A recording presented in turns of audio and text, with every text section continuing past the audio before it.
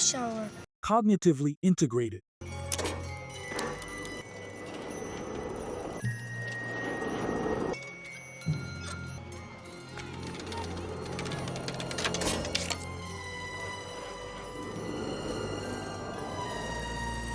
Your wish is granted.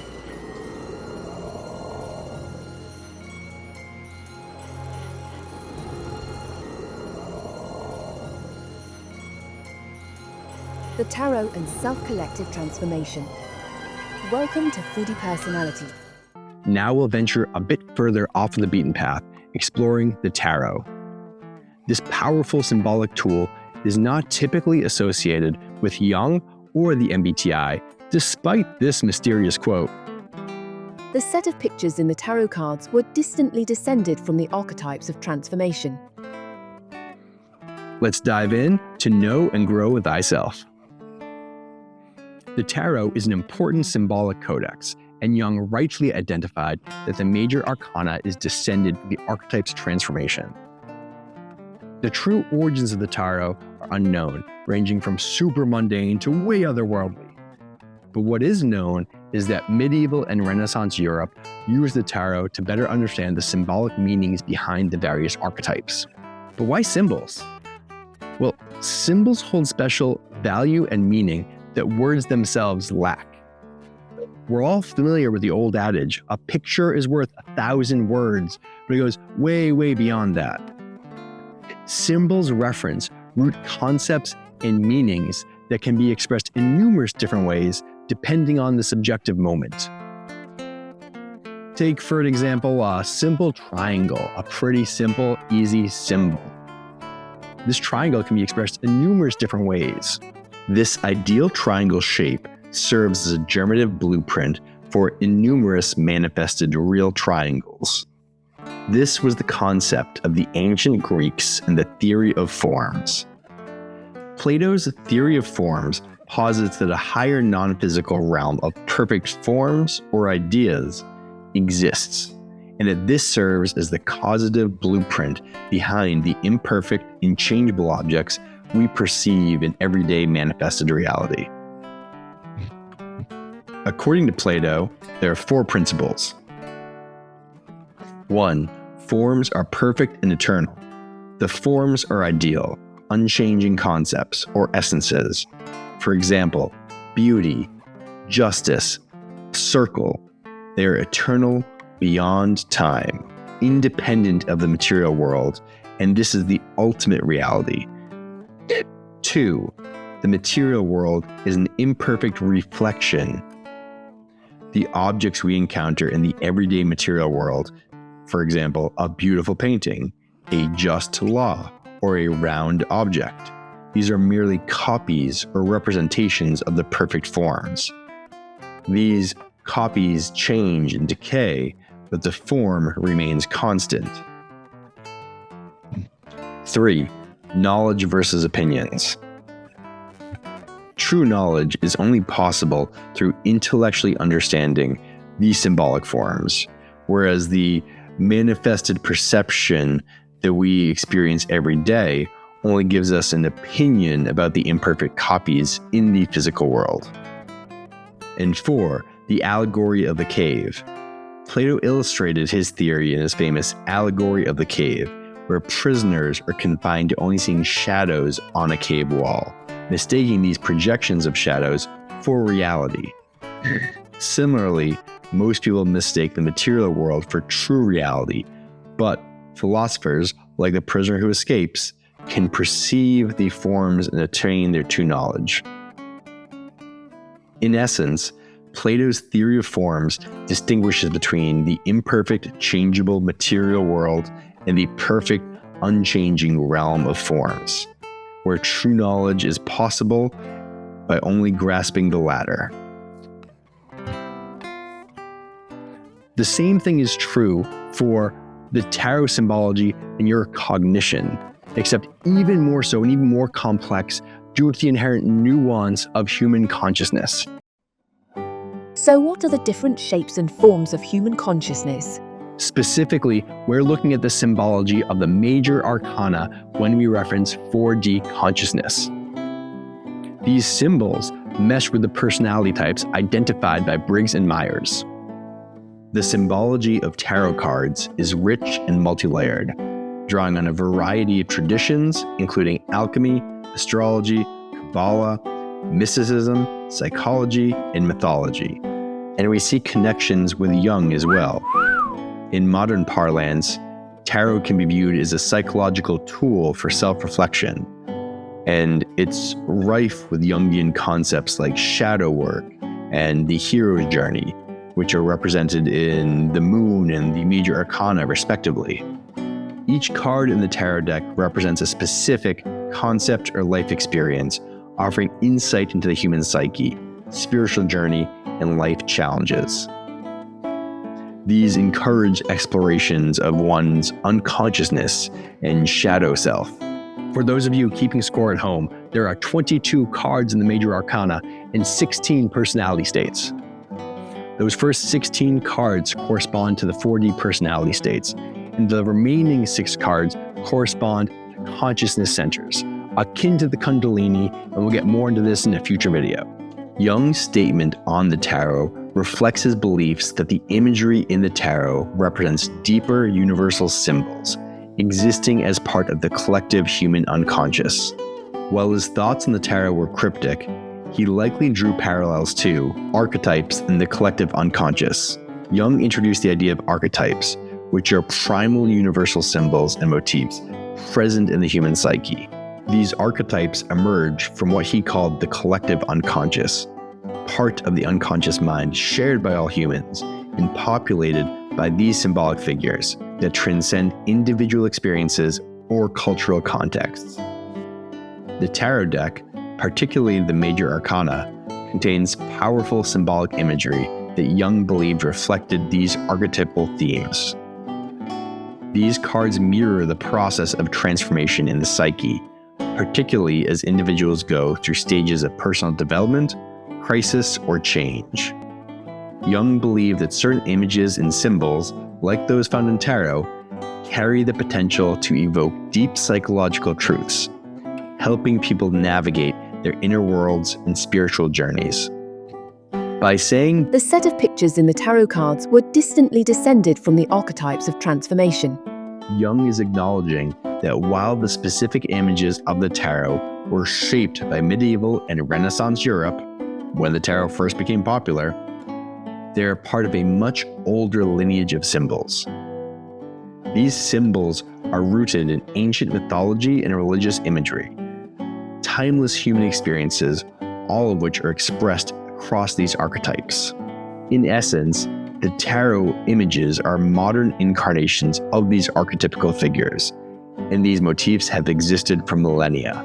They've evolved over time, but still reflect the same underlying psychological patterns and can be traced back to early civilizations and mythological systems.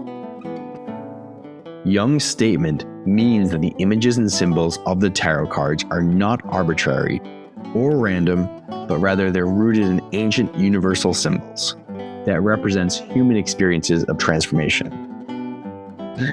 These images, while culturally specific, tap into deep psychological truths shared by all humans, making them powerful tools for understanding and guiding personal and spiritual growth. Tarot reflects the archetypical language of the unconscious and serves as a symbolic map for the transformative journey of the soul, guiding one towards greater self-awareness and understanding. Four-dimensional cognition. Whereas each of the 1D cognition modes have 2 states, the 2D cognition modes have 4 states, and the 3D cognition modes have 8 states.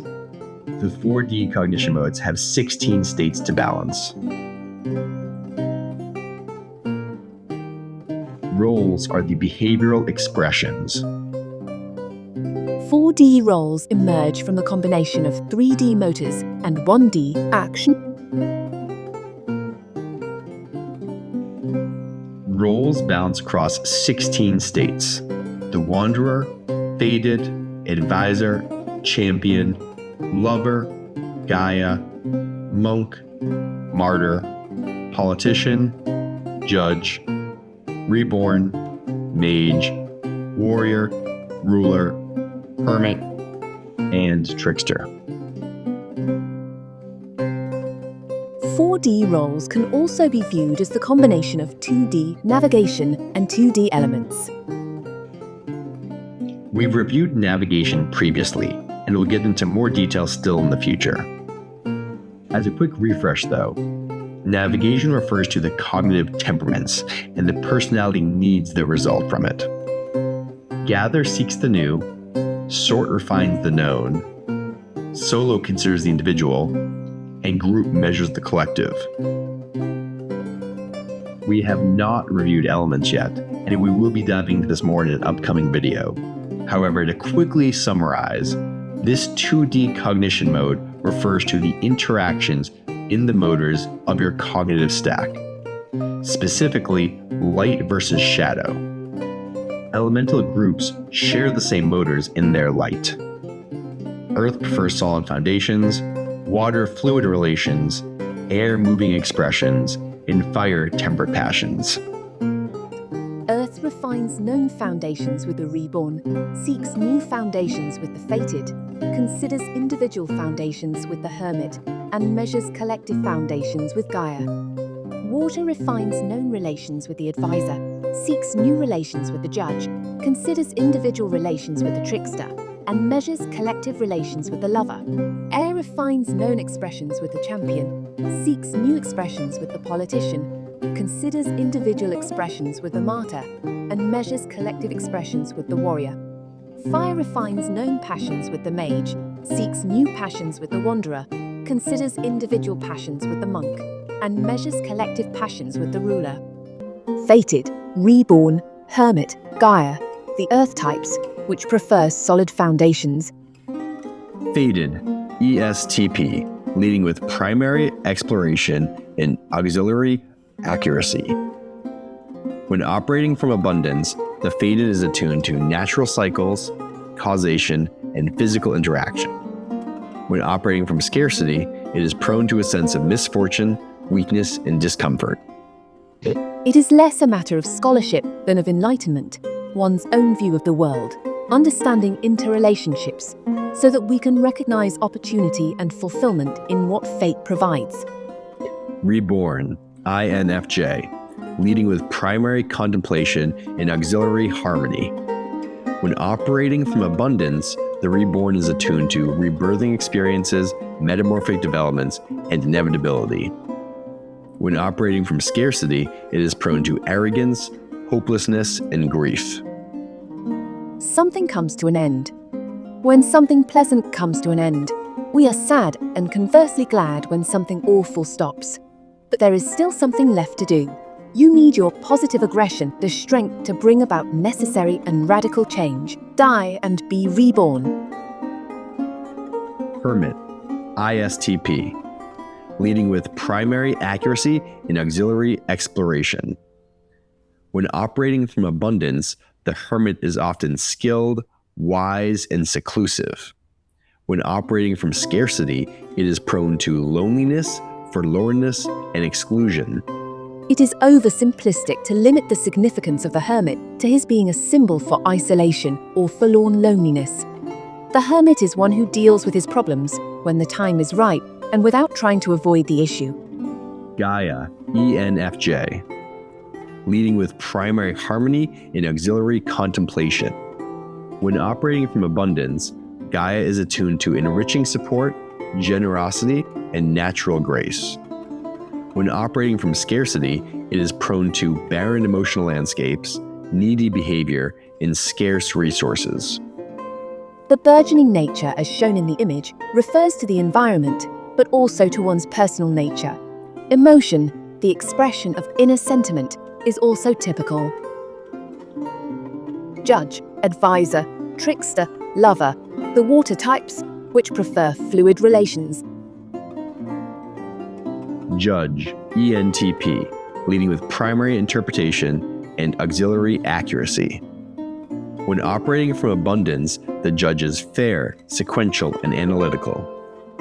When operating from scarcity, it is unjust, incomplete, and bureaucratic.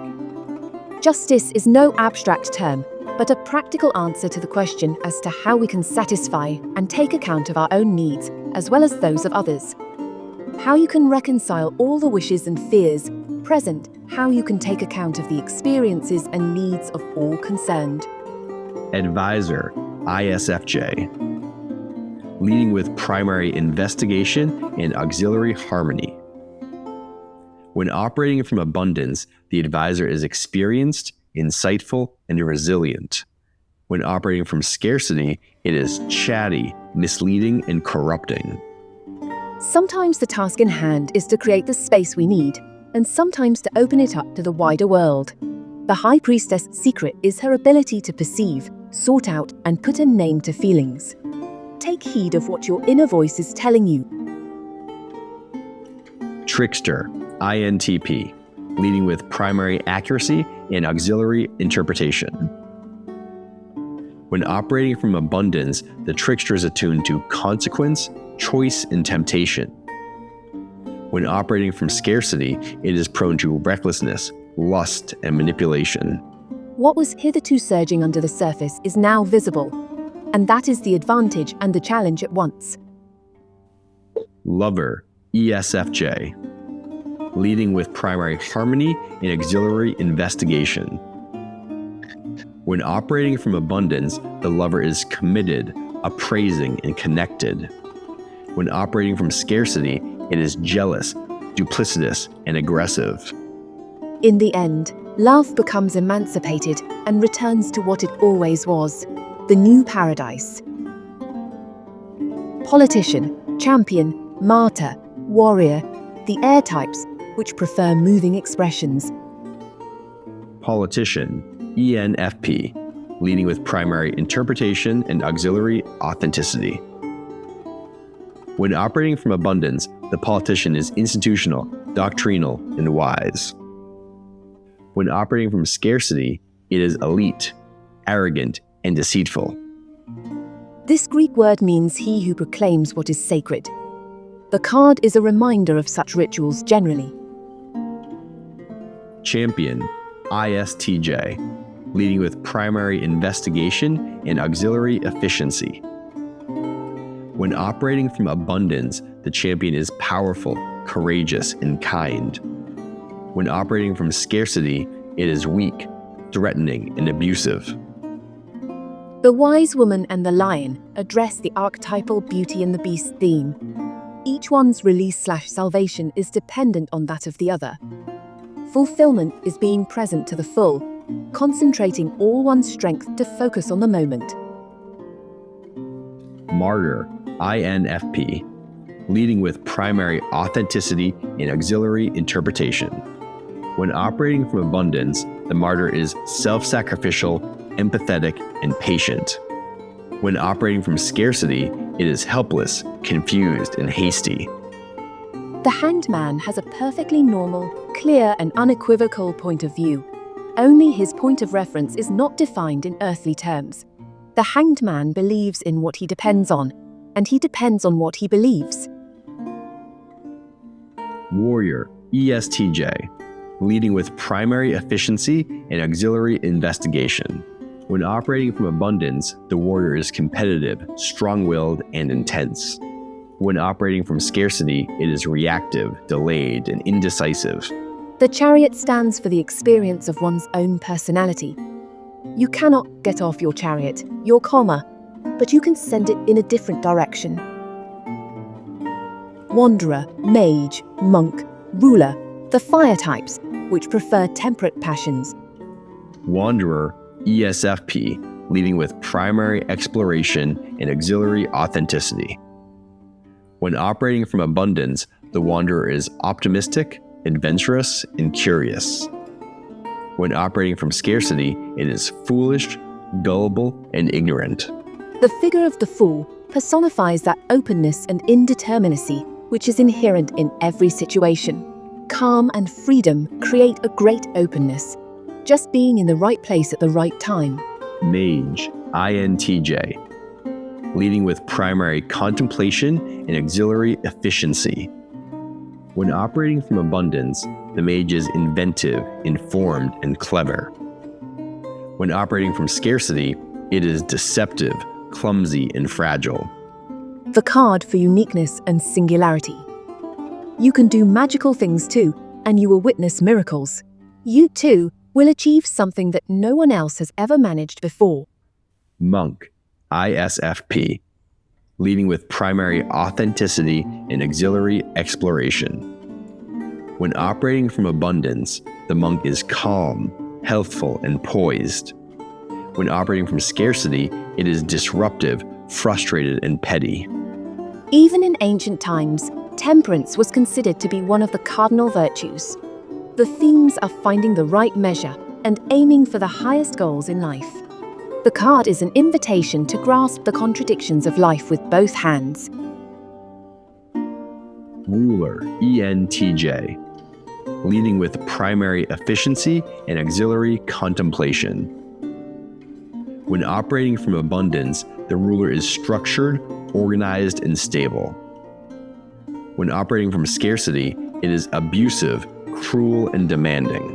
To be the ruler of one's own life, to be in control of oneself, to be the first, to face the unknown undaunted, all this is the might of the emperor.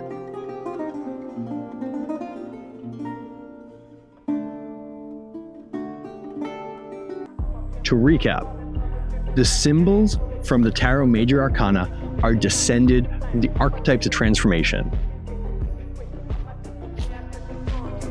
The behavior associated with these symbols can be derived from the combination of 1D modes introduced previously.